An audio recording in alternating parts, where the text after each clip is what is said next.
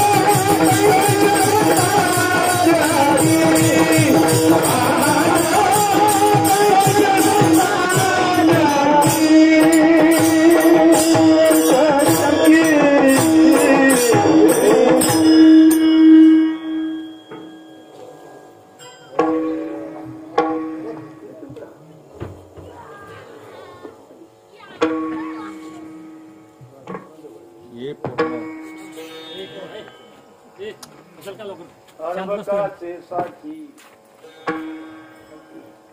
अर्भकाचे साठी पंते हाती धरली पाटी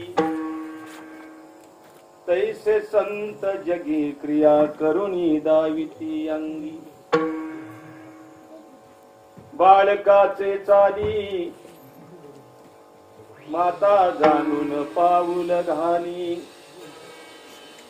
तैसे संत जगी क्रिया करुणी दाविती अंगी तुका म्हणे नाव जनासाठी उदकी ठाव तुका म्हणे नाव जनासाठी उदकी ठाव तैसे संत जगी क्रिया करुणी दाविती अंगी मस्तक हे पाया मस्तक हे पाया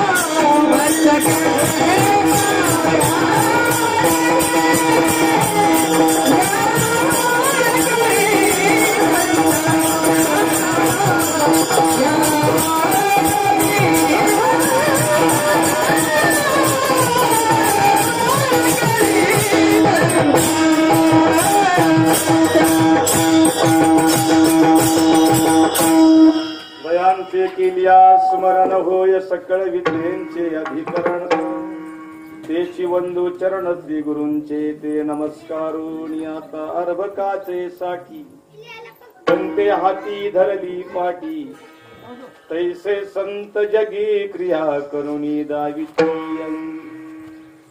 सकल संत सज्जन मायबाप कीर्तन सेवेसाठी निवडलेला अभंग ज्यांचा आहे त्यांचं नाव सांगण्यात का अज्ञानी समाज या महाराष्ट्रात उरला नाही आहे. आणखीन 5 वर्ष लॉकडाऊन जरी झालं तरी माणसं विसरणार नाही त्या क्षेत्राला. 8 महिन्यात मी बरंच विसरलो.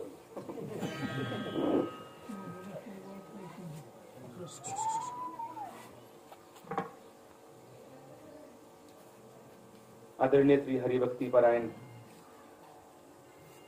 एक अतिशय जिज्ञासू अतिशय अभ्यासू श्री हरिभक्ती परायण ज्यांच्या आईंचं पुण्यस्मरण आहे आज. हे 2 बंधू धाकटा आनंदा आणि महाराज कुठे गेले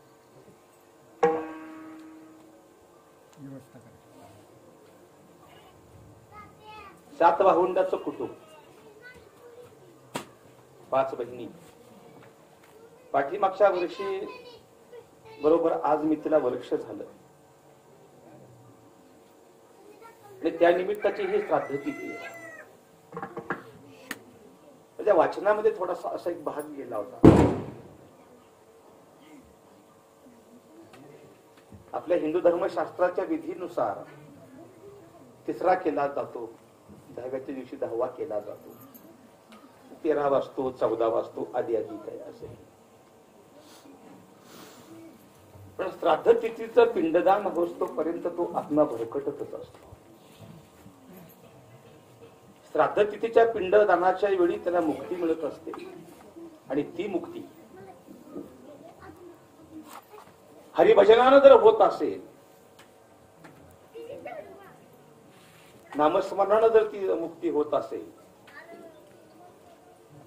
तर त्या आत्म्याला सद्गती मिळत असते. वास्तविक महाराजांचा हा फार मोठा परिवार आहे, मोठा परिवार. आज एकाहुनी बळेरे अशी सगळी मंडळी. मी मगाशी चंद्रकांत गिरी महाराजांना बोललो की आज तुम्हाला वाजवायलाही आनंद मिळेल आणि या लोकांना गायला सुद्धा आनंद मिळेल. ही सगळी एका जागी मिळत नाही, त्यांनी तशी येत पण नाही जवळ. यांना सगळ्यांना एकत्र आणणं इतकं सोपं काम नसतं. महाराजांनी फोन केले, मला काही सांगितलं की या कोरोनाच्या भीतीमुळं किंवा आणखीन काही कुठला प्रॉब्लेम येऊ नये इथं म्हणून मी अनेकांना फोन नाहीच केले. जेवढ्यांना फोन केले ती सगळी मंडळी येतात, सगळी मंडळी.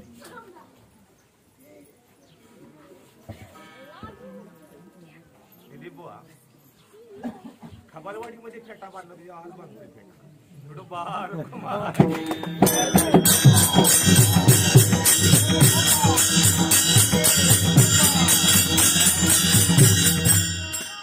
लॉकडाऊन पडला आणि तुमचा सप्ताह चालू होता आणि त्याच्यामध्ये नंतर ही सगळी कलाकार मंडळी तसं वाईट झालं.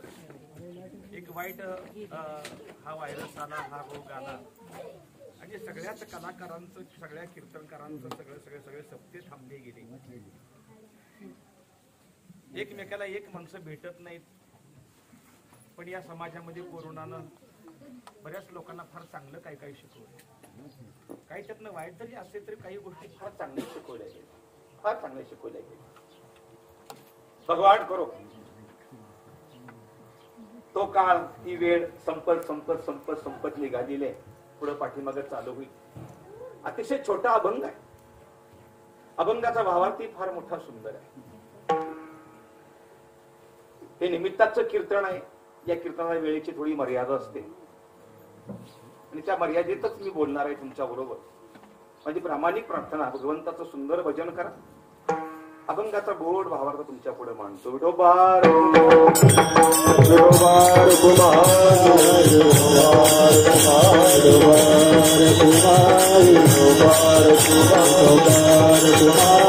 अखिल संत मंडळीमध्ये ज्यांनी जगाच्या पाठीवर जगद्गुरु ही पदवी प्राप्त केली ते देहूचे श्रीमान श्रीमंत जगद्गुरु तुकोबरांच्या गोडाशा गाथ्यामध्ये ज्या तुकोबरांनी छातीवर हात मारावा आणि जगताला सांगावं की वेदाचा तो अर्थ महासिद्ध ठावा, ज्या तुकोबरांनी वेदाचा अर्थ कळाला गेला, 4 वेद एकत्र मध्ये आणावेत ही तुकोबरांची सद्बुद्धी आहे. तर सामान्य मराठी माणसाला वेद कळणार नाही याची जाण त्या काळामध्ये माझ्या तुकोबऱ्याने भावली आणि 4 वेद एकत्रात आणले. हो, त्याचं नाव झालं गाथा आणि या गाथ्यामध्ये अनेक प्रकारची अनेक प्रकरणं पाहिली. काही अभंग स्वार्थी जीवा करता, परार्थी जीवा करता, नामपर, संतपर, स्थितीपर, उपदेशपर, करुणापर, मागणीपर, आधळे, पांगुळे, भारुड, गवलणी असा अनेक समुच्चय त्यांच्या गाथ्यामध्ये पाहायला मिळतो. याच गाथ्यामध्ये एक संत नावाचं मोठं छानचं प्रकरण. या संत नावाच्या प्रकरणातला तुकोबऱ्यांचा हा बहुतांशी सगळ्यांच्या पाठातला हा अभंग मोठा गोड आहे. अभंगाचा द्वितीय चरण हा अभंगाचा सिद्धांत आहे आणि अभंगाची राहिली 3 चरण हे अभंगाचे दृष्टांत आहे.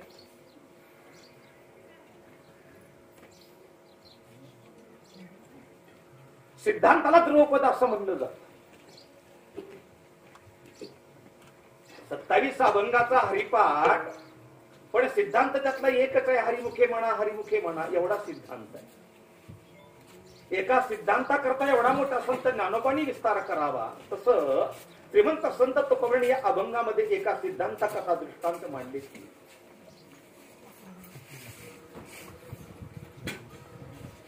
काही वादक मंडळी त्रिविधाच्या तापानं तापलेली, संसाराच्या दुःखानं दुखवलेली असाल, ज्यांच्या जीवनामध्ये परमार्थाची कटुता होती त्या जीवाला परमार्थ गोड लागावा आणि असा एक वर परमार्थ करण्याकरता मन धाव घेत होत, अनेकांना विचारत होते कुसावेसी हेची वाटे जे जे भेटे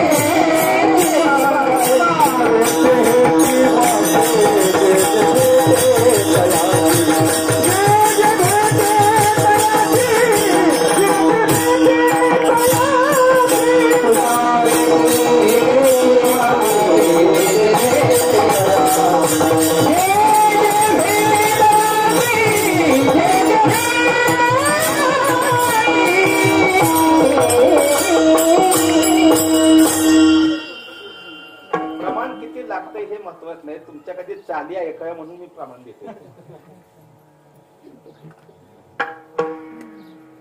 कोण भेटे सांगे सा,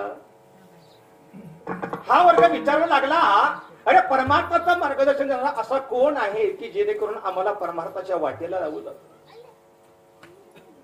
एकानं सांगावं, मी एक सांगू. म्हणे काय, तुम्ही देहूला जा,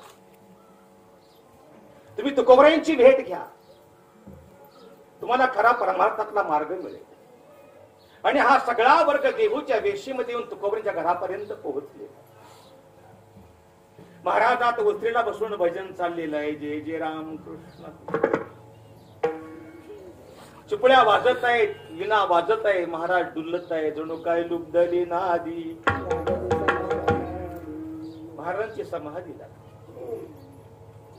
तुकोबरांची स्वतः भजनामध्ये समाधी लागायची. भजनामध्ये तुकोबरांची समाधी लागायची, आमचं कीर्तनामध्ये मन लागत नाही. कधी 12 वाजता असा विचार होता. मोठे फरक आहे. महाराज डुलत होते, हा वर्ग बाहेरून उभा राहिलेला आहे. पण जो सदग्रस्त सांगतो ना, अरे जोपर्यंत भजन संपत नाही तोपर्यंत जाऊ नका त्यांच्याजवळ. एकानं प्रश्न करावा, का महाराजांनी आम्हाला सांगितले भजनी विक्षेपतेची पैमर. कीर्तन भजनामध्ये विक्षेप आणू नये असं आम्हाला सांगितलं महाराजांनी. हरकत नाही. आणि खरं एक सांगू,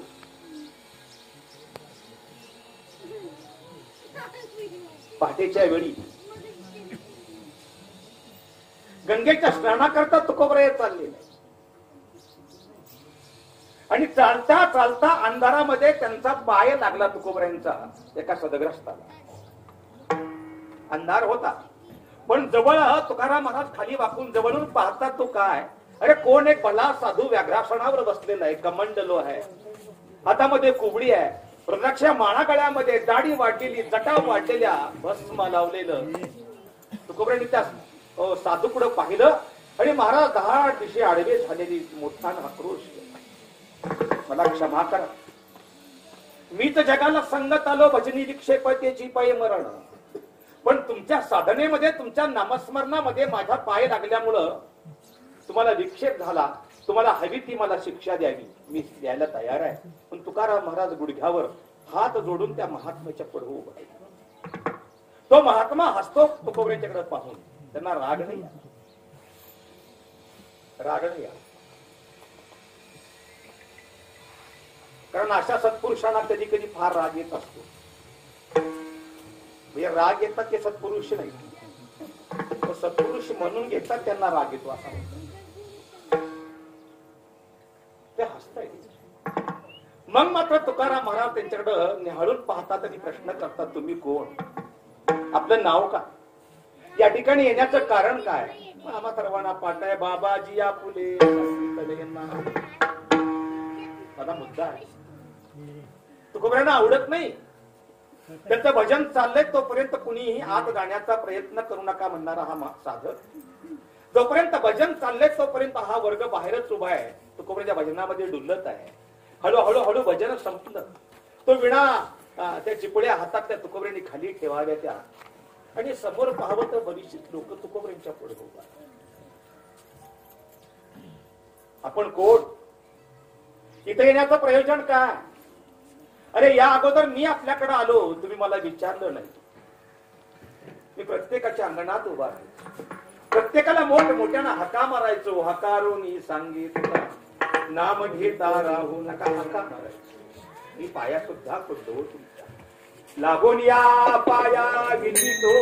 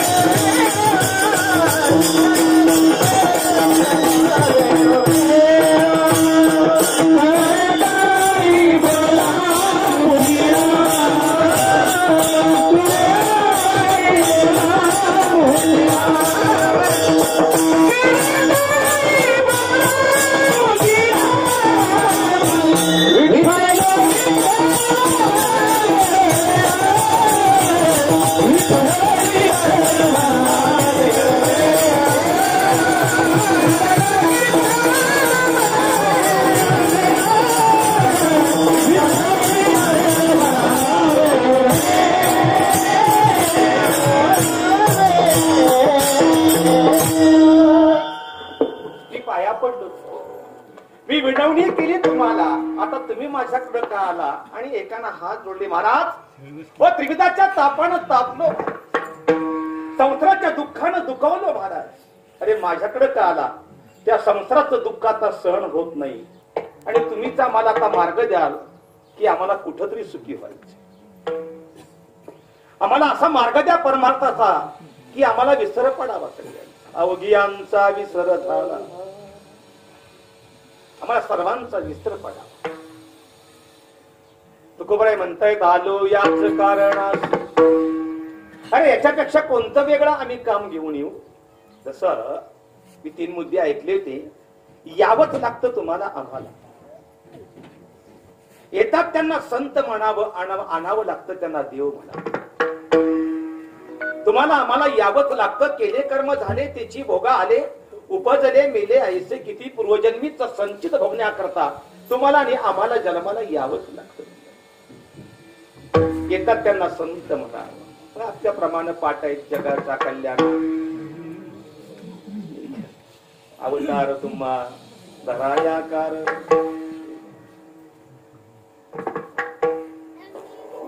येते उपकारासाठी आले घर जावई.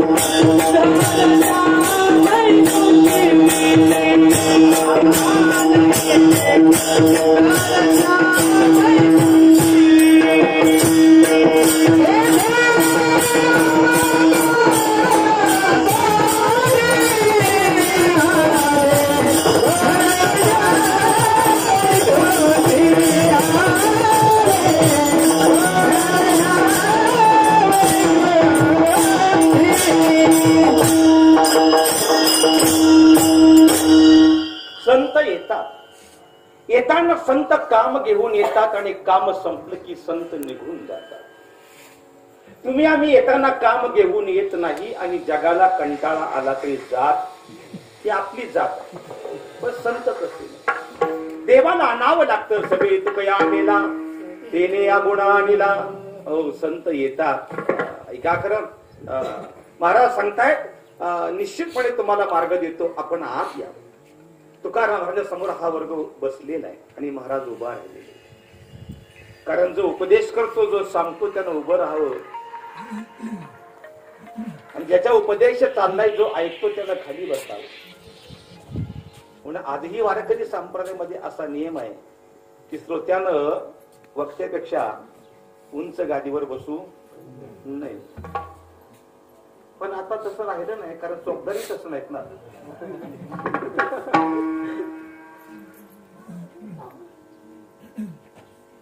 ऐसी कीर्तन मर्यादा हे संतांच्या ह्या परंपरा ह्या चाललेल्या या आहेत. सगळ्यात मध्ये फार मोठा बदल बदल बदल बदल होत गेला.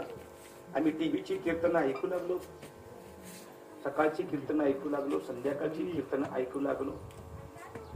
यात घडलं काय कुणाला महाराज? टीव्हीच्या कीर्तन ऐकण्यामुळं वारकरी संप्रदायाची नियमावली लोक विसरून गेली. सांगणाऱ्या कीर्तनकाराला बरं वाटायला लागलं त्या, पण वारकरी संप्रदाय नियमावल्या सगळ्या संपून गेल्या आणि वारकरी संप्रदायाच्या कीर्तन परंपरेला एक वेगळं रूप आलं. वेगळं रूप आलं. लोकांना अभंग कळणार, लोकांना अभंगाचं चिंतन कळणार. लोक ऐकतात एवढं खरं. मग मला भेटणारी माणसं बरं आता लॉकडाऊनच्या काळात ती ऐकली की लोकांनी. मग तिने सांगायचं काय त्या बाईंनी कीर्तन केलं. पहिलं बाईंचं नाव सांगायचं.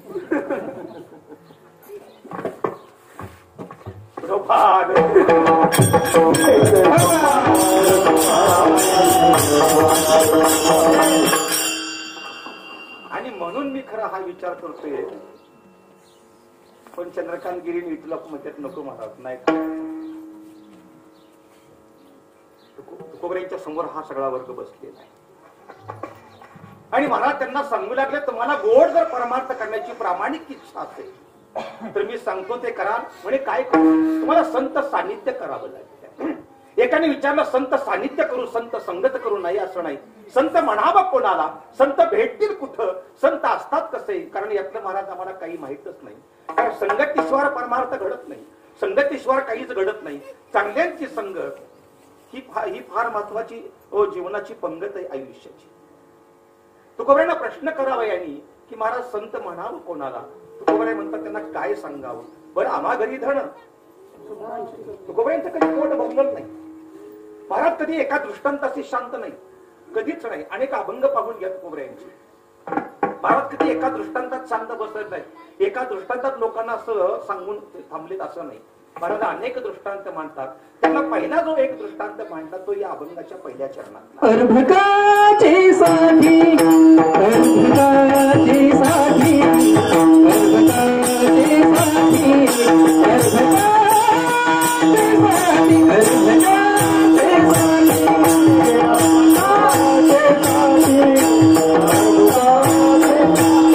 अर्भकाची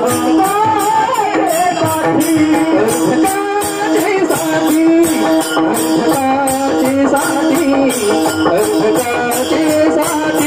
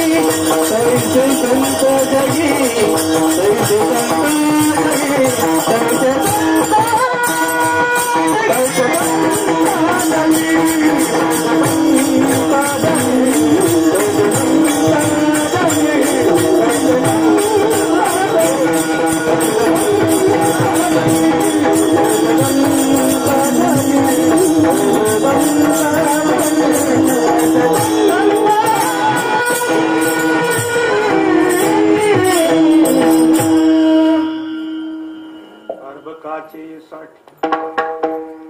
पंते हाती धरली पाटी. महाराज दृष्टांत पहिला मांडतात. अभंग इतका छान आहे, दृष्टांत इतके सुंदर आहे, अगदी आपल्या लक्षात येण्यासारखे. माझे संत कसे आहेत ते तुकोबराय सांगतात. माझे संत एका शिक्षकाप्रमाणे.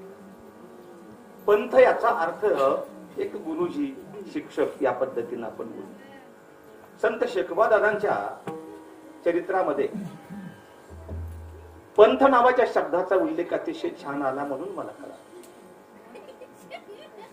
पंथ हो त्या कालीन हो कोणतरी एक प्रत्येक गावचे किंवा 10 गावामध्ये एखादं ब्राह्मणाचं कुटुंब असायचं. त्या ब्राह्मणाच्या कुटुंबातला त्या एका महत्वपूर्ण माणसाला पंथ नावाचा शब्द वापरायचा. ती थोडी माणसं सुशिक्षित असायची. व त्या पंथांनी काय करायचं, प्रत्येक गावोगावी जायचं, गावाच्या पाटलांची भेट घ्यायची. तुमची 4 मुलं शिकवतो असं म्हणायचं. ती मुलं त्यांच्याकडनं मागून घ्यायची. त्याच्या बदल्यावर पगार, पैसे, पाकिट, मानधन वगैरे असं काय कुठं धनधान्य त्यांना देत राहायची. आणि अशी सगळ्या गावाची मुलं एकत्रामध्ये करून त्यांना तालुक्यावर घेऊन जायचं, त्यांच्या परीक्षा घ्यायच्या. व त्या कालीन आत्ताच्या गुरुजी जसे आहेत त्या कालीन त्यांना पंथ नावाचा शब्द होता. पण तुकोबराय आवर्जून तो शब्द मानतात की पंथ. त्या पंथांनी, त्या गुरुजनांनी काय करावं, अर्भकासाठी, त्या छोट्याशा बाळासाठी हो गुरुजनांनी हातामध्ये पाठी धरावी, त्या बाळाचा हात आपल्या हातामध्ये घ्यावा, अन्नसाचा म मक्याचा अंकाची अक्षरांची त्याला ओळख करून द्यावी. हे गुरुजनांचं कार्य. एक गुरुजी वयाच्या 60व्या वर्षापर्यंत जोपर्यंत शालेय रिटायर होत नाही तोपर्यंत इयत्ता 1ली ते 4थीचाच वर्ग शिकवतात. आता थोडा बदल आहे. आता 1लीच्या मुलांना 2-2, 3-3 शिक्षक आहेत. बाहेरचे ट्युशन वेगळे, घरातली आई वेगळी, इतर सांगणारे वेगळे. आता काळ बदललेला आहे. पण आमचं लहानपण आम्हाला आठवतं की आमचे एक गुरुजी 1ली ते 4थीचा वर्ग एकत्रामध्ये शिकवत होते. आजही ते गुरुजी आहेत तुमच्या आपल्या बाळू महाराज साळुंके गुरुजी, आपले पंढरनाथ साळुंके, ते मला गुरुजी होते. त्या मला आठवतं शिकवण्याच्या पद्धती होत्या. त्या बाळाचा हात हातात घ्यायचा, त्याच्या हातामध्ये पेन्सिल द्यायची आणि त्या पाठीवर अन्नसाचा म मक्याचा एका गुरुजींनी अनेक विद्यार्थ्यांच्या करता अनेक वर्ष तेच अंक आणि तेच अक्षर हजारो वेळा गिरवायची, तरी सुद्धा गुरुजी कधी या विद्यार्थ्यांना कंटाळले नाही. गुरुजी कधी विद्यार्थ्यांना कंटाळले नाहीत. हजारो वेळा शिकवत बसले. संत माझे या समाजाला, या जगताला, या लोकांच्या करता कधी कंटाळले नाही. किती व शिकवाल मज वेळोवेळा. हो संत कमी नाही पडले अजिबात. आणि मग आमचे महाराज एक दृष्टांत द्यायचे. फळ्यावर वाक्य काढलं गुरुजींनी आणि त्या वाक्य फळ्यावर असं की तो ब्राह्मण आहे. आणि त्या एका बाळाला उठून उभा करून सांगितलं, बाळा म्हण माझ्या पाठीमाग. म्हणे काय? हा म्हण. तो ती बाळ छोटस, तो ब्राह्मण. ती आपल्या संस्कारामध्ये वाढलं, त्याला ब्राह्मण म्हणा येईल का? ती बामण म्हणायची. कारण आपल्याला कधी शिकवायची माहिती नाही ना काय. अरे बामण नाही, ब्राह्मण. आता त्याला कुठं जोडाक्षर म्हणायचे? ब्राह्मण ब्राह्मण. ते कुठं तरी ब्राह्मण म्हणायला लागलं. पण गुरुजी मोठे हुशार, फार हुशार गुरुजी. त्याला जवळ घेतला, कारण अनुमानात्मक उत्तर काढावं त्यांचं नाव गुरुजी. आणि सांगू, अनुमानात्मक जीवन जर जगला तर त्याचं नाव जीवन आहे. त्याचं नाव जीवन. फार वर्षापूर्वी प्रमोद महाराज एक सांगायचे, लोकमान्य टिळकांच्या दरवाजात एक सदग्रस्त उभा राहतोय आणि मोठ्यानं हात मारतो. टिळक आहेत का? त्यांच्या सुविद्य पत्नी आतून हळूच आवाजात बोलतात, खुंटीला पगडी आणि काठी दिसत नाही. याचा अर्थ टिळक आहे. तो म्हणतो, अहो पगडीचं काठीचं नाही विचारत, टिळक आहेत का ते विचारतोय. तरी सुद्धा आतून तेच उत्तर आलं, खुंटीला पगडी आणि काठी स्वारींची दिसत नाही. ती बोलण्याची पद्धत आहे पूर्वीच्या स्त्रियांची. आता जर नुसतं म्हणलं ना, ऐकते का महाराज, पळतच येते का? कोण? तेव्हा पाण्यावर गेल्या ती, या की बसा, चा करते, मिसकॉल टाकते, कबट बसते, अनंत वाचाळ बरळ की बरळ. तिला संस्कारच राहिले नाहीत ना मोबाईल. अहो खुंटीचं आणि पगडीचं नाही विचारत, पण याच्या मी असं म्हणतो, अनुमानात्मक उत्तर यानं काढावं.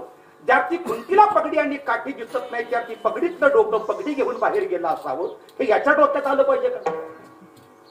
याला अनुमानात्मक उत्तर. त्या बाळाला जवळ घेतला आणि सांगितलं, बाळा एक विचारू. म्हणे काय? तुझ्याकडे जनावर काय रे? तो गाई आहे, बैल आहे, म्हैस आहे, घोडा आहे. अरे वा, घोडा आहे? म्हणे हा घोडा आहे. मग त्या घोड्याच्या तोंडाला बांधून तुम्ही खायला देता, त्याला काय रे म्हणता? ती पोरका असतं माहित नाही गुरुजी तुम्हाला? हे नाही माहिती. आम्ही त्याला तोबरा म्हणतो, तोबरा. गुरुजी मनात म्हणतात, बाळा तुला तोबरा म्हणायला येतो आणि ब्राह्मण म्हणायचं काय अवघड असेल? काय म्हणता? तोबरा म्हण, तोबरा म्हण, तोबरा म्हण, तो ब्राह्मण, तो ब्राह्मण. दृष्टांत संपला माझा. माझा सिद्धांत महत्वाचा आहे. तैसे संत जग. महाराज सांगतात, त्या गुरुजनांच्या प्रमाणे माझे संत आहे. अरे गुरुजी कधी या समाजाला, या विद्यार्थ्यांना कंटाळले नाहीत. हो संत सुद्धा माझे या जगताला कधीच कंटाळले नाही. हो कधीच. समाजानं कितीही त्रास दिला तरी जे हातामध्ये येताना जे कार्य घेऊन आलेले आहेत, आलो याच कारणाची जे काम घेतलेलं आहे, भरपूर त्रास झाला. संत मांदियाळेमध्ये असे एखादे संत नाहीत की आमची आळंदीकर मंडळी छान वाक्य बोलतात, मला आवडतं, फार आवडतं. एक काळी ज्ञानोबांना मांड भाजायला तवा मिळाला नाही. एक काळी तुकोबऱ्यांना आमच्या ऊस खायला मिळाला नाही. मला प्रमाण देत बसायचं नाही. पण संतांचा काळ असा, ज्ञानोबांचा काळ असा, तुकोबांचा काळ असा की त्यांना खायला व्यवस्थित मिळालं नाही. पण आज ज्ञानोबा तुकोबांचं नुसतं नाव घेतलं तरी लाडूची जिलेबीची पंगत त्याला मिळते. याच्यापेक्षा संतांचे किती उपकार असावेत, किती उपकार. कोण रांगोळी घालून जेवायला घाल. मी सोडलो तू बरीचशी बो हडकली जातात.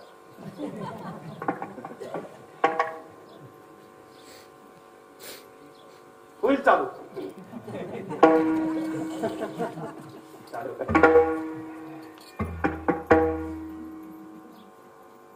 माझे संत तसे. त्याला कारण हो या द्वितीय चरणाच्या उत्तरार्धामध्ये क्रिया करुणी दाविती अंगी. अरे ज्याप्रमाणे एखादे गुरुजी एका विद्यार्थ्याच्या पुढे क्रिया करतात ना, त्या अंगणवाडीच्या सेविका बघा, त्या बारक्या बारक्या एवढी पोरं असतात आणि त्यांना शिकवतात. मी खेडेगावातल्या अंगणवाडी सेविका, शहरातल्या नाही. शहरातल्या 2 वर्षाचे पोरगा असल्यावर शिकवायला लागले जातात. पण शहरात खेडेगावातल्या मग ती पोरग त्या पोरासमोर घ्यायचं, त्याच्या पुढं नाच रे मोरा, मग ती अशी करते. मग ती पोरग त्याला नाका ताळकडं असं करतं, नाच रे मोरा. आणि घरी आईला आल्या आईला किती कौतुक आहे. माझ्या पोराला यायला लागलं, माझ्या बाळाला यायला लागलं. हो क्रिया करुणी दाविती अंगी. संत या जगतापुढे क्रिया करतात. ज्याप्रमाणे शिक्षकांनी बाळांच्या पुढे विद्यार्थ्या पुढे क्रिया केली. पण तुकोबऱ्यांना दृष्टांत पटला. पण या दृष्टांताच्या पाठीमागे काहीतरी कमतरता भासते. पण तुकोबऱ्या दृष्टांत बदलतात आणि दुसरा दृष्टांत मांडतात तो अभंगाच्या 3य चरणात.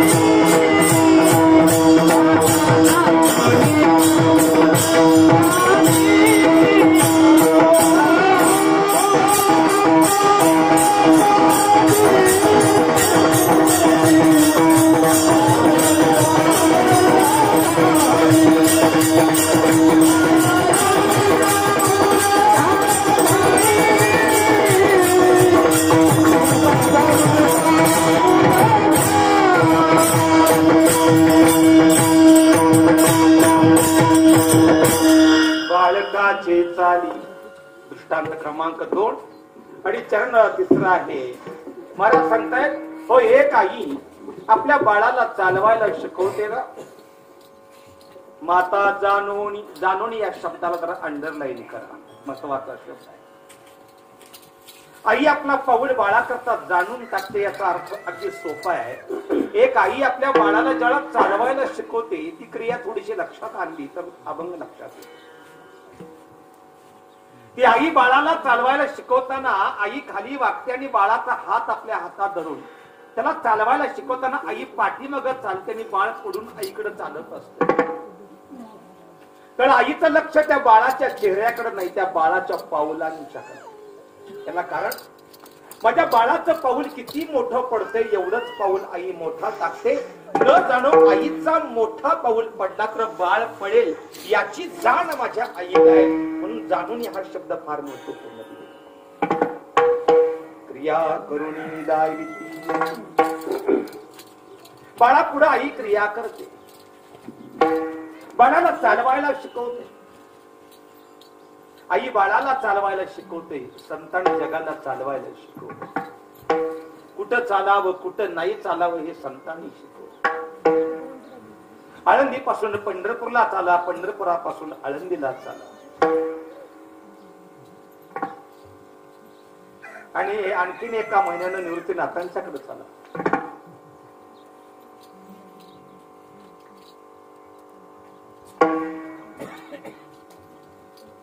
बाळकृष्ण महाराज पवारवाडी बापू नाही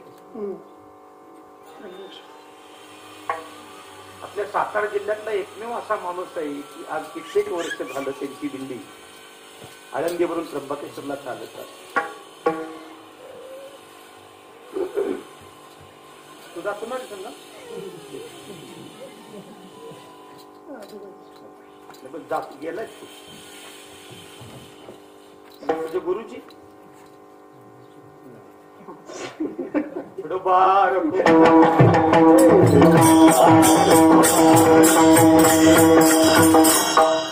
यावर्षी मात्र आम्हाला सांगा. आम्ही गुरुजी आम्ही निश्चित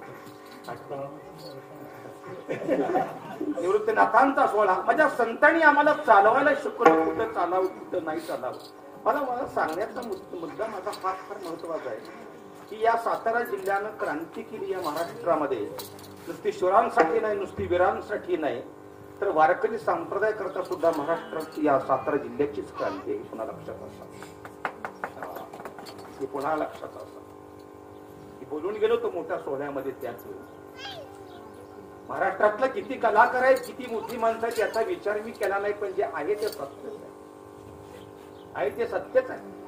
आळंदीपासून पंढरपुरापर्यंत भव्य पायी सोहळा ज्यांनी चालू करावा ते सातारा तालुक्यातले, सातारा जिल्ह्यातले आरपळगावचे हैबत बाबाच हे वारकऱ्यांचा ध्वज, वारकऱ्यांची पताका, वारकऱ्याचं कीर्तन, वारकऱ्याचं भजन नुसत्या मर्यादित देशात नाही पण अनेक देशामध्ये त्याकालीन गेलं. ते या सातारा जिल्ह्यानंच कार्य केलं. ते बाबा महाराज सातारकरच म्हणा. या महाराष्ट्रामध्ये वारकरी संप्रदायाला खरी चालना मिळाली आणि वारकरी संप्रदाय नाही या महाराष्ट्रात सामुदायिक ज्ञानेश्वरी पारणाची परंपरा सुरू झाली. याला एकमेव कारण आहे फक्त सातारा जिल्ह्यामध्ये पुंडलिक महाराज वेळुकर आणि वारकऱ्यांच्या वारकरी संप्रदायामार्फत व्यसनमुक्तीचं काम गल्ली बोळात या महाराष्ट्रामध्ये घेऊन जाणारे बंडाताच्या करार करून. याच्यापेक्षा आणखीन या महाराष्ट्रामध्ये क्रांती या जिल्ह्यानं काय करावी. आणि म्हणून मला कौतुक वाटतं बापूंचं म्हणून त्यांचं नाव घेतलं मला आठवलं नाही. निवृत्तीनाथांचा सोहळा भले वैकुंठवासी संत गुरुजींच्या तर्फे तो सोहळा चालू असावा, पण आजही तो सोहळा चालू. माझ्या संतांनी आम्हाला चालवायला शिकवलं. छत्रपती शिवरायांना जिजाऊ मासाहेबांनी चालवायला शिकवा. ज्ञानोबांची ओवी आहे, जगी कीर्ती रुडवी स्वधर्माचा मानू वाढवी, या भारापासून सोडवी मेदिनी. हे वास्तविक छत्रपती शिवरायांचा काळ आणि ज्ञानोबरायांचा काळ यातलं मधलं अंतर 350 वर्षाचं आहे. पण त्या कालीन का होणार, पण माझ्या ज्ञानोबरायांना वाटलं की छत्रपतींच्या करता एखादी ओवी बोलावी की की ज्या जिजाऊ मासाहेबांनी वारंवार ते सांगत राहावं की उभी सांगावी छत्रपती शिवरायाला. पण तुकोबरेच्या कीर्तनामध्ये ते बसत. हो, जगामध्ये कीर्ती अजरामर शोभा तुम्हाला करायची असेल तर तुम्हाला पहिलं एक काम करावं लागेल. काय? पहिल्यांदा तुम्हाला साधूंचा वारकऱ्यांचा मान वाढवावा लागेल. हे जिजाऊ मासाहेबांनी सांगावं राहिलं. एक महात्मा दरवाजामध्ये भिक्षा मागण्याकरता उभा राहतोय आणि एक दासी धावत जाते जिजाऊ मासाहेबांच्या जवळ. मासाहेब, एक महात्मा, एक सत्पुरुष आलेत, भिक्षा मागतात. जिजाऊ मासाहेब म्हणतात, अगं मग मला काय विचारते, मी येते द्वारावर, पण एक काम कर, पण सुपामध्ये मोहरा घेऊन ये. छत्रपती शिवरायांचा काळ तो होता. सुपामध्ये मोहरा वाढत होते. मोहरा कमी झाल्या म्हणून आमच्या घरातल्या स्त्रिया मोहराप्रमाणे हो सुपामध्ये अगदी सुंदर देखणी ज्वारी देत होत्या येणाऱ्या भिक्षे करून. सुपामध्ये धान्य वाढायचं, ते सत्पात्रे होतं असं पूर्वी म्हणायचं. काळ बदलला गेला, सुप गेली आणि मागोमाग भिकारी पण निघून गेला. भिकारी पण नाही राहिला. आणि राहिलाच असेल एखादा क्वचित दरवाजावर आला की मोठ्यानं ओरडतो, माय भूक लागली, भाकर वाढ. त्या घराचा सदग्रस्त नुसता बघतो डोळे ओटरून, त्याच्याकडे पण वाढत नाही. कोणाची मोठ्यानं ओरडतो, भूक लागली, व्याकुळ झालेलं. तो सदग्रस्त वाढत नाही, पण एक खून करतो. ती भिकाऱ्याला तेवढी कळते, बाकी कुणाला कळत नाही. काय काय खुणा, जसं आपल्यात खुणा कळतात का नाही, कमी झालाय, वाढलाय. त्या सदग्रस्ता नुसता असा हात वर केला. असा हात वर केले केले भिकारी पुढल्या दारला निघून गेला. तो म्हणला, याच्याकडे काहीच नाही वाटत. आणि दुसऱ्या दरवाजामध्ये त्यांना हाक मारावी, ती मोठ्यानं आपलं बारकं पोरग त्या भिकाऱ्याकडे बघताना घरातल्या कुत्र्याला मोठ्यानं हाक मारतो, यो. आणि कुत्र त्याच्या पाठीमागं लावतो. याला विकृती म्हणावी का संस्कृती म्हणावी ते कळत नाही. छत्रपती शिवराय 5 ते 6 वर्षाचे बाहेर खेळतायत. त्यांना बोलावून आणलं. मासाहेबांना बिलगले राहिले. मासाहेब मला बोलावलं, म्हणे हा, या सुपातल्या मोहरा ही भिक्षा आहे, ही साधूंच्या झोळीमध्ये द्या आणि त्यांचं दर्शन घ्या. जिजाऊ मासाहेबांनी सांगावं आणि छत्रपती शिवरायांनी नतमस्तक व्हावं. वारकऱ्यांचं दर्शन कसं घ्यावं हे मासाहेबांनी शिकवावं. त्याचा मुद्दा महत्वाचा. वारकऱ्याचं दर्शन कसं घ्यावं हे जिजाऊ मासाहेबांनी शिकवावं. आपण शिकवत नाही, त्यामुळे पडत नाही पाय आपल्या पुरात. आई बापाच्या तर पडत नाही, तो सोडून द्या विषय. पण कीर्तना मला कुठे गेलो, एखाद्या घरी जेवायला गेलं तर ती पोरा बाप सारखा ती वेळ होते, हे पोरानो गो आली, ती पाया पडा, ती तोंडाकडे बघत नाही. त्यांना कधी घरात सांगितले पोरासनी बुवा आहे ती असते, ती तुळशीची माळ असते, काही.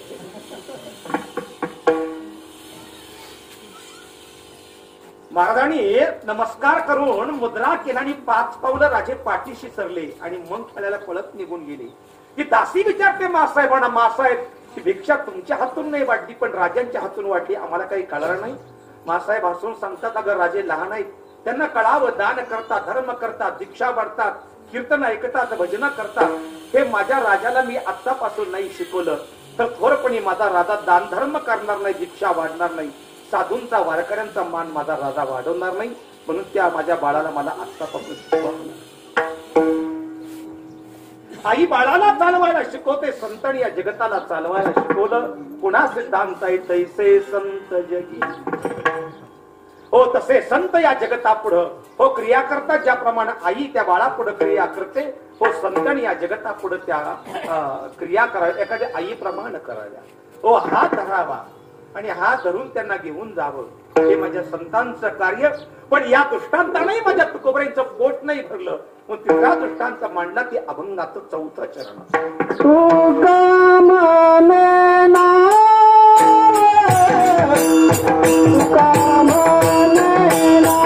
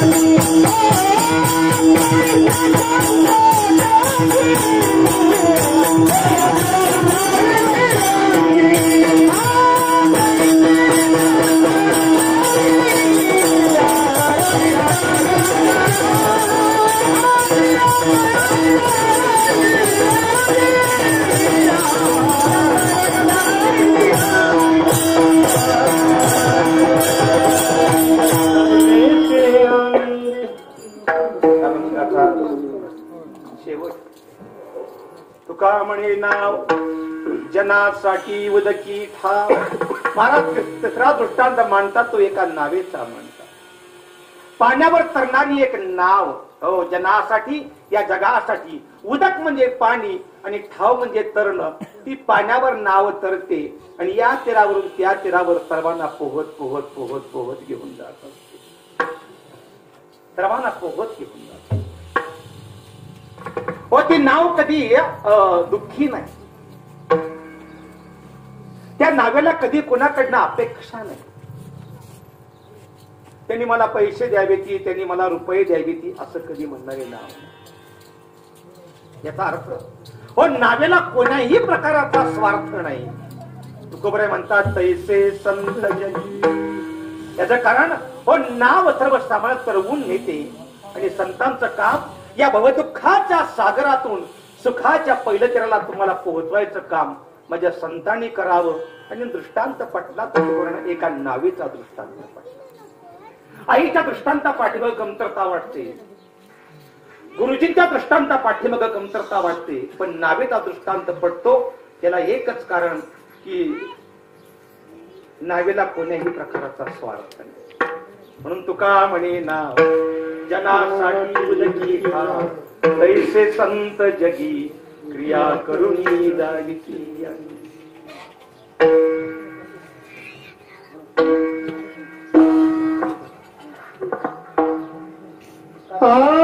अर्भकाचे साठी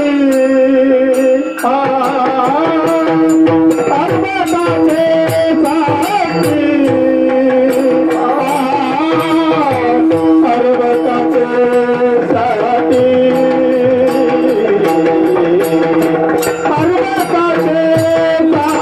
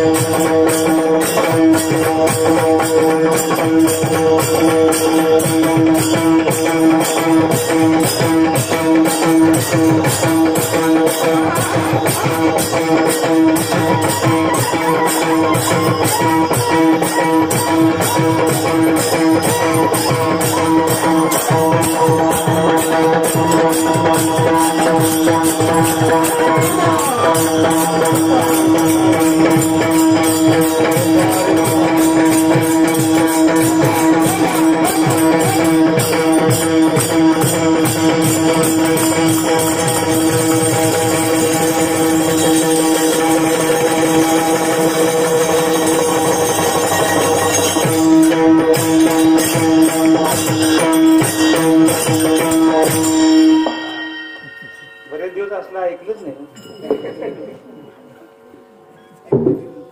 बातम्या ऐकून ऐकून कंटाळा आला. तुका म्हणे नाव जनासाठी वदकी ठाव. अभंगातला महत्वपूर्ण एक भाग.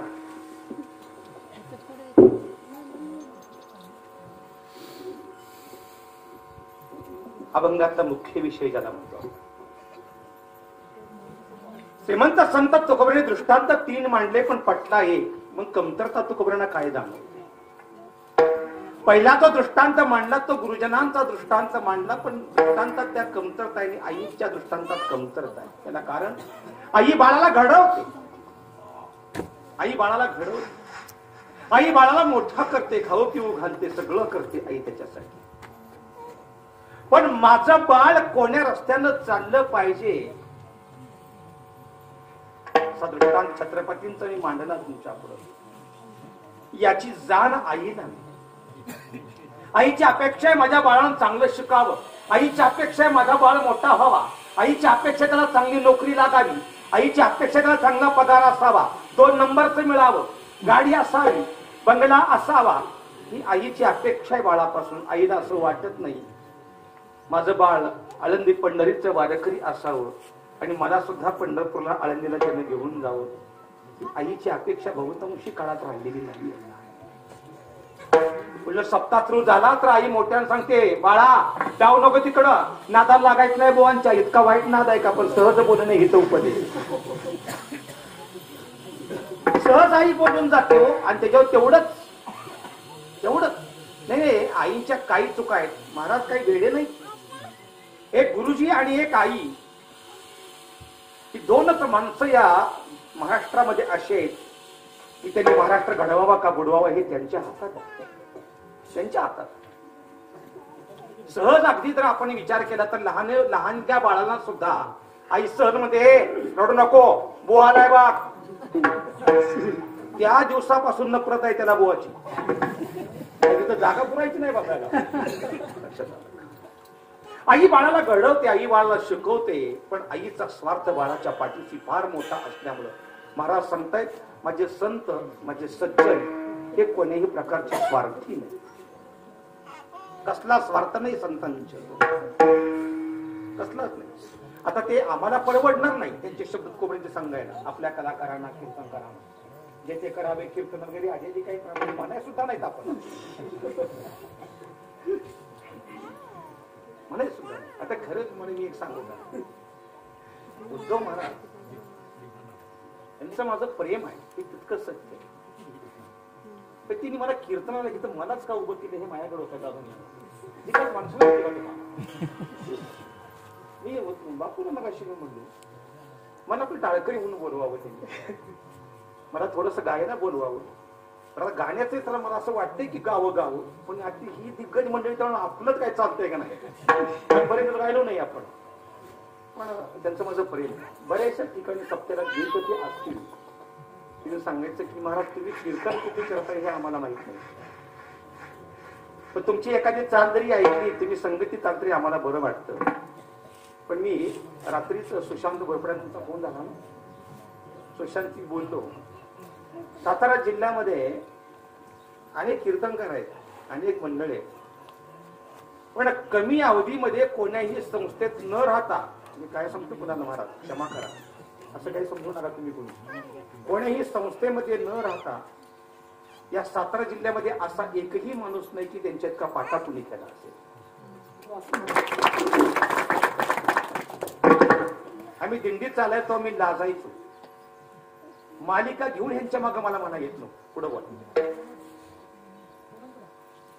मालिका घेऊन यांच्या पाठी मी त्यांना मोठं करतोय त्यांच्या आईच्या कार्यक्रमात असा माझा मुद्दा नाही.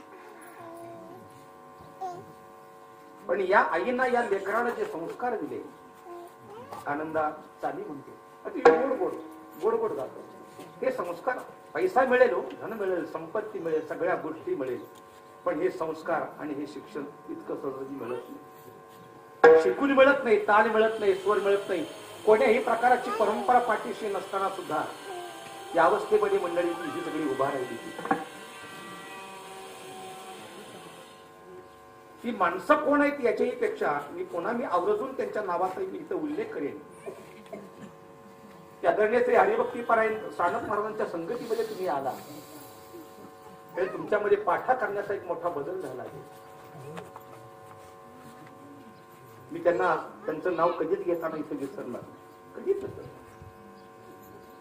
कारण ज्यांचे आपल्याला सहवास घडले ज्यांच्याकडनं आपण चांगलं घडलो आपल्या शेवटच्या श्वासापर्यंत आपण त्यांना कधी विसरायचं नाही. कमालवाडीकर सगळी इथं मंडळी उभा राहिले भोसले महाराज ही सगळी महाराष्ट्रातली कितीही दिग्गज जरी वक्ते कमालवाडीमध्ये आले तरी पुंडलिक महाराज हे नाव त्यांच्या कानातून हृदयातून जाणार नाही. एक पद्धत या पद्धतीची आणि हे बघ म्हणून मला तो आनंद वाटला. मला त्यांचा फोन आला की तुम्ही कीर्तन करा नामदोषित पारायण असलं की मला फोन करायचं खालचं पारायण असलं की त्यांनी मला फोन करायचं त्यांचा कुठं सत्ता मी त्यांना नाही म्हणायचं आणि त्यांनी मोठं प्रेमानं पुढं सांगायची की आता तुम्हाला नाहीच वेळ पण आमची इच्छा होती. त्याचा अर्थ एकच आहे अभ्यासू माणसं या जिल्ह्यामध्ये भरपूर आहे पण कुठंतरी जिव्हाळा कुठंतरी प्रेम की त्या निमित्ताने मगाशी पहिला मुद्दा बोलून गेलो की त्या आत्म्याला मुक्ती त्या आत्म्याला सदगती हरिवचनामध्ये त्या पिंडदानाने मिळत आणि म्हणून केला हा त्यांचा अट्टहास आहे. दृष्टांत पटला नाही आईचा पण दृष्टांत पटला गुरुजनचा हो गुरुजनांचा सुद्धा नाही. एक तारीख झाली की पगार हा झालाच पाहिजे अन्यथा पुढचं शिक्षण सुद्धा बंद होईल मुलांचं.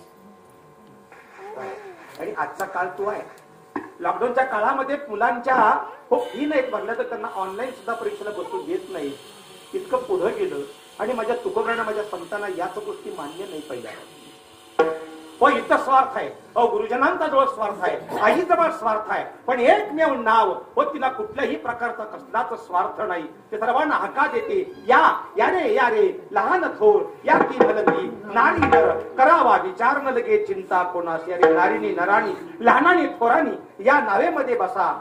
माझ्या संतांनी सांगावं या भवदुःखाच्या सागरातून सुखाच्या पैदचरणात पोहोचवण्याचं काम आमचं आहे. फक्त या नावेत येण्याचं फक्त काम करा पुढचं काम आमच्यावर सोपून द्या. तुम्हाला बुडवणार नाही अतिशय छान सस्पेन्शन मिळेल त्यासाठी स्कोडा घ्यायची काही गरज नाही. छान सस्पेन्स तुम्हाला मिळेल अतिशय सुंदर प्रवास होईल आणि तुमच्या चांगल्या महत्वाच्या जिथं प्रवास करून तुम्हाला थांबायचे तिथं मी तुम्हाला नेऊन थांबवते म्हणणारी नाव तुकोबऱ्यांना पटली आणि महाराज सांगतात हो तैसे संत जगी क्रिया करुणी दाई आणि तसे माझे संत या जगताच्या पुढे क्रिया करून दाखवतात. त्याप्रमाणे माझं कीर्तन संपलेलं आहे. 12 वाजून पुढे 15 मिनिटं झाली, 12:15 वाजले गेले. धावपळीचं युग आहे, लोकांची कामं करणं असतात. महाराज म्हणले मी म्हणलं कलाकार तुम्ही मोठे गोड बोललेले बाबा सगळे, पण म्हणजे लोक ऐकायला येणार नाही तर चांगले. आणखी काय पाहिजे तर उन्हामुळे बदला टप्पा बांधला नाही तर बोलून द्या. पण आपल्या मंडपात ही माणसं झाली याला एकच कारण एका कीर्तन ऐकण्याकरता तुम्ही आला नाही किंवा काय नाही. महाराजांच्या आईंच्यावर असणारी श्रद्धा आणि महाराजांच्यावर तो प्रेम म्हणून तुम्ही सगळी मंडळी आज हाका दिल्या गेल्या तुम्ही सगळी मंडळी आलेला आहात. मला एक जण हळूच मागाशी बोलला सप्तपद आहे त्यामुळे चिवाळ झाली वाटतं. लोक त्याच्याकरताच आहे हो, कोण कसा कुठं गावतो. नागस त्याच्या सप्ते चालू तेव्हा कीर्तन झालं असा फेटा बांधून निघालो. आता सप्ताह जरा लांब होता, असं प्रेमातलं घर कुठेही बसलो असं फेटा बांधायला निघालो. एक जण अतिशय जवळचा ओळखीचा तर चंद्रकांत बरोबर असतात. ओळखीचा कोणतरी माणूस असा कट्ट्यावर तपाखात बसला म्हणलं मी फेटा बांधणार मी तसाच उभा राहिलो. चला कीर्तनाला जायची ते मला चला पुढे चला म्हणणारी भरपूर आहे. चला पुढे आलोच मागणं. मला माहित आहे अशी म्हणणारी कधी येत नाही कीर्तनाला पुढे चला मागणं येतो म्हणून. कारण मला यांच्यावर सगळ्यांना कळतं सगळं. चला पुढं येतो मागा असं म्हणतात. नाही म्हणलं मी तुम्ही आल्याशिवाय येतच नाही. त्याला जरा उठून उभा राहिला माणसं होती म्हणून हळूच बोलला महाराज दिवसभर काम पाणी होतं दिवसभर कंटाळलं पाण्यात. तुम्ही आपलं जावा, तुम्हाला माहिती उद्योग आम्हाला नाही खांदळायला वेळ. तुम्हाला माहिती उद्योग आम्हाला खांदळायला वेळ नाही. म्हणलं हे घे 500 कदा रोजगार लावून खांदळून घे. कोणाशी आपण काय बोलतो याची सुद्धा लोकांना आता जाण राहिलेली नाही. मुली अजिबात नाही. महाराजांच्या प्रेम कार्यासाठी तुम्ही आलात, आनंदाच्या प्रेमासाठी आलात. आता मी सगळ्यांची नावं घेत बसणार नाही तुम्हाला सगळ्यांची, पण तुम्ही सगळी मंडळींच्या करता तुम्ही सगळे आला, सगळी मृत्यू आले, सगळी मंडळी आला. सर्वांच्या चरणात मी नतमस्तक करतो. 2 शब्द काही मला काही चांगलं बोलता आला असेल मी बोललो मग अशी, पण मी 8 महिन्याने पेटा बांधलाय. 8 महिन्याने पेटा बांधला. काही बोलता आला असेल तर ते पूजनीय वैकुंठवासी गुरुदेव पारणाचार्य पुंडलिकजी महाराज वेलुकरांचे शब्द आहेत. येणाऱ्या 4 जानेवारीला पुण्यतिथी आहे महाराजांची. आपण कार्यक्रम करणार आहोत. माझं आजच निमंत्रण आहे. मी पत्रिका वगैरे काही छापणार नाही. आपण सर्वांनी कार्यक्रमाला या. कोणतरी असंच माझ्यासारखं उभा राहून कीर्तन करेल आणि असाच या पद्धतीनं कार्यक्रम होईल. आपण सर्वांना माझं विनंती आहे की आपण कार्यक्रमाला महाराजांच्या पुण्यतिथीला यावं अशी विनंती करतो. त्यानंतर अभंग होऊन फुलं टाकली जातील. महाराज आभाराबद्दल एक 5 मिनिटं आपल्या क्रमांक बोलतील. त्यानंतर सर्वांसाठी प्रसाद आहे. सर्वांसाठी प्रसाद आहे. तो इथंच वाटला जाईल मंडपामध्ये. आपण सर्वांनी प्रसाद घ्या. नंतर मग काही बाकीचा प्रोग्राम दुखवता वगैरे असेल तो घरामध्ये आतमध्ये पूर्ण होईल आणि येणे प्रकारे कार्यक्रम संपला जाईल. करविल त्याची केली कटकट आणि वाकुडे काढणी तर देव झाली. पाच करूया. म्हण नाही बाळ महाराज म्हण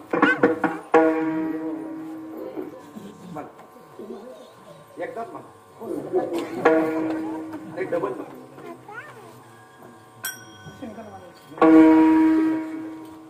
कामाने नाव तू कामाने नाव